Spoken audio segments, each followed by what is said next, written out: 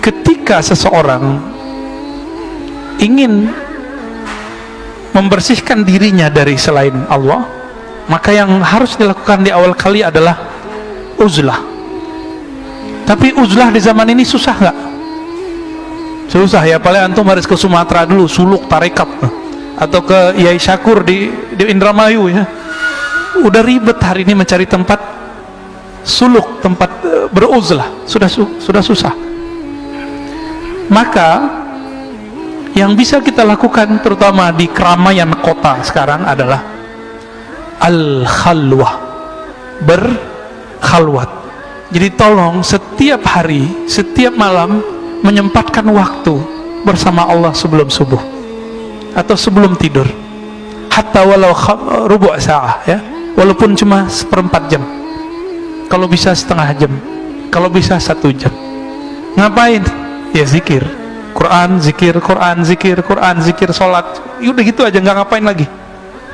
Kita sudah tersita lama dengan handphone, katanya anti Cina, tapi handphonenya Cina ya, anti Amerika, handphonenya Apple. Jadi ternyata bukan itu masalah kita. Masalah kita kolbunya anti selain Allah atau tidak, itu masalah kita. Mau di tangannya Apple atau Oppo bahasa Jawa kali ya. Tapi hati-hati teman-teman, ketika orang berkhalwat dan beruzlah. Jadi saya nggak mau gaul lah sama orang, itu namanya beruzlah juga. Ada orang beruzlah tapi dia merasakan orang itu jahat, saya baik, saya harus menjauh darinya. Orang seperti ini disebut dengan mutakabbirun. Ini orang uzlah tapi dalam dirinya itu setan. Setan uzlah, jadinya begitu. Semakin nambah ilmu di dalam dirinya, yang bertambah sombongnya, bertambah zikirnya, bertambah sombongnya. Maka nanti dia akan ngomong orang, ente zikirnya berapa, gua zikir berapa, saktian mana kita, nanti ngomongnya gitu Pak. Adu makrifat kita. Emang makrifat apaan sih, kok bisa diadu-adu? Makrifat gak bisa diadu Pak. Yang bisa diadu nih, ini bisa diadu nih ya, isi otak bisa diadu, yakin bisa diadu, makrifat gak bisa diadu, karena langsung makrifat itulah yang disebut al-haq. Jadi kalau antum baca Al-Quran, al-haqqu min rabbika fala takunanna minal mumtarin, al-haq dari Allah itu makrifat, artinya pengetahuan yang pasti itu hanya dari Allah. Maka jangan pernah ragu, dan itu pintunya cuma satu, al-bab al-muhammadi, yaitu pintu Rasulullah sallallahu alaihi wasallam. Maka yang tidak melewati jalur kenabian tidak akan sampai kepada al-ma'rifah. Ma'rifatnya semu, saktinya semu, alimnya semu. Alim di sini kena stroke habis Pak, bener gak? Antum mau banggain hafalan, kena stroke habis, nggak bisa ngapa-ngapain, nggak bisa membanggain ini. Banggainnya harus ilmunya ilmu qalbu. Maka dalam Al-Quran selalu kalimatnya lahum qulubu ya'qiluna biha, mereka punya hati yang mereka berakal dengan si qalbu. Jadi jangan hanya berakal dengan ini, dengan kecerdasan intelektual. Kita harus berpikir, berakal, sumbernya, resource-nya adalah qalbu ya. Kalau saya mau pakai akal-akalan Pak, saya mungkin debat tiap hari ya. Tapi apa untungnya debat? Kalau kita menang emang orang ikut kita? Kan nggak bakal ya. Orang kalau kalah debat, egonya yang main, gengsi gitu. Itu yang terjadi, nauzubillah min dzalik. Jadi kita pun kalau menghindari satu komunitas, bukan karena komunitas itu kita anggap akan menyakiti atau akan merusak diri, tapi kita mengatakan, jika aku masuk suatu komunitas ini, mungkin akulah penyebab mereka rusak. Ini baru orang mutawadhi, baru uzlahnya benar. Jadi uzlah zaman now adalah tidak masuk ke dalam komunitas yang membuat kita terpapar dunia, membuat kita melenceng dari akhirat, melenceng dari Allah Subhanahu wa ta'ala. Nah, ketika kita menjauhi komunitas begitu, bukan kita menuduh mereka, tapi kita menuduh diri sendiri. Kalau aku ada di sana, mungkin akulah penyebab mereka cinta dunia. Ini bedanya ya.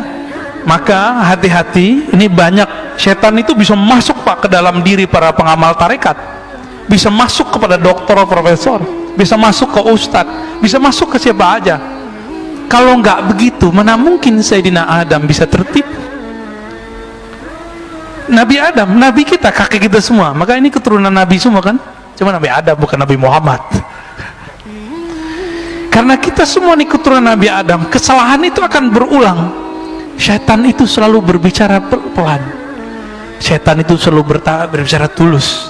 Dia jual ketulusan dan dia jual keilmuan. Maka syaitan akan menjual keyakinan, karena dia pernah mengalami ujian keyakinan ribuan tahun beribadah di langit dan di bumi, sehingga Allah angkat dia setara dengan malaikat. Fasjudu li Adama, ujiannya diuji sujud ke Adam, dia nggak mau. Kenapa? Di kolbunya ada kesombongan yang menyala-nyala. Ini dalam diri kita ada kesombongan nggak menyala-nyala? Kalau ada orang sedikit senggol kita, kita marah, ya, kita mau bunuh orang itu Pak jadinya. Tapi kalau kita merasa bukan siapa-siapa, jika ada orang mau nyerang kita, ya kita maafin, mungkin dia salah faham, ya. Rasulullah SAW melakukan itu berkali-kali, ya, dicaci maki segala macam, bahkan dibentak, ya. Yang paling sedih itu Nabi dibentak oleh sahabat tercintanya Umar. Tapi Nabi faham Umar lagi galau. Apa kata Sayyidina Umar radhiyallahu ta'ala anhu? Belum lagi galau. Rasulun anta, ente bener Rasul gak sih?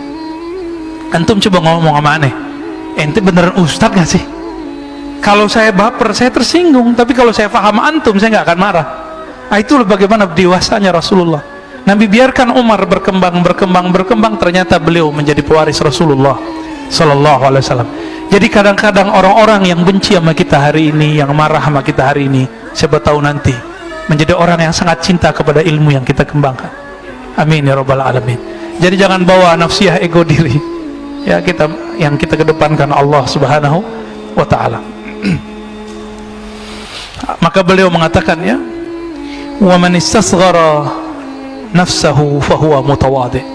Siapa yang beruzlah karena memandang dirinya kotor, takut merusak manusia, itulah yang disebut muslim hakiki mutawadhi. Kembali ke hadis yang sering dibaca oleh para asatis, al-muslimu man salimal muslimuna min lisanihi wa yadihi. Muslim yang hakiki, yang mutawadhi, muslim yang khawatir orang lain tersinggung oleh lisannya. Maka saya katakan tadi, jika teman-teman salafi tersinggung oleh kalam saya, maafkan saya, ya. Jika teman-teman tarekat sufi tersinggung dengan kalam saya, tolong maafkan saya. Jika teman-teman yang ahli dalam ilmu apa kurang berkenan dengan saya, mohon maafkan saya, supaya masalah kita selesai di dunia. Lewat dari itu, antum mau debat, ayo kita debat, ya. Antum mau adu kitab, ayo kita adu kitab. Tapi unsulan benci, sakit hati, tolong dibuang dulu.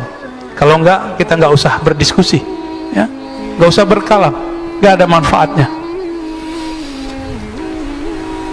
Gimana? Antum ketika tidak masuk yang disebut hijrah, ya, ini jebakan setan nih ketika hijrah. Aku mau hijrah deh dari kelompok ini, komunitasku, di situ orangnya jahat-jahat, di situ orangnya kotor-kotor. Kalau itu yang ada, fa anta mutakabbirun, maka kamu pewaris setan, pewaris iblis. Di dalam dirimu ada sifat permanen iblis, yaitu sombong. Jadi kepada teman-teman saya yang sedang merasakan dirinya hijrah, jangan berpikir bahwa orang-orang yang kita tinggalkan itu orang-orang jahat. Kita katakan, mungkin akulah penyebab mereka jahat. Dari mana ilmu ini? Dari Sayyidina Adam. Siapa lagi kita berguru kalau ke Al-Quran? Apa kata Sayyidina Adam ketika beliau berhasil dijebak oleh iblis? Apa kata Nabi Adam? Ya Allah, iblis yang disalahkan. Begitu enggak? Hah? Emang begitu? Enggak. Apa katanya? Rabbana zalamna. Ya Rabb, aku yang salah, kami yang salah. Ini ilmu Nabi Adam, Pak. Mau dapat ilmu Nabi Adam? Kalau ada masalah, dia nggak nyalain orang, dia nyalain diri sendiri.